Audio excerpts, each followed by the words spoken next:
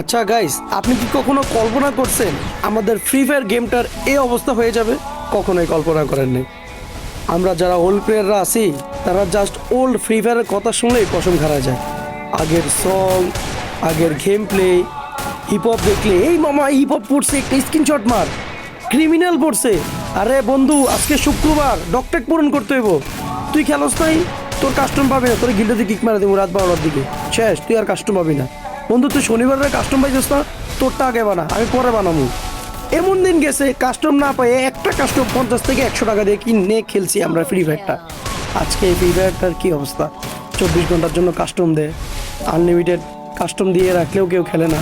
গেমটা আগের মতো নাই ভাই, কিচ্ছু রেয়ার নাই ভাই। সত্যি ভাই, আমাদের গেমটা কি ছিল আগে, আমরা যদি কোনো হিরোইক, এক স্টার হিরোইক না, জাস্ট প্লাটিনাম ডায়মন্ডের কথাই বলি, উঠলে ভাই নিজেরে নিজে কিং ভাবতাম। আর এখানে যদি আজকে মাস্টারও উঠে যায়, কোনো ফিলই পাই না।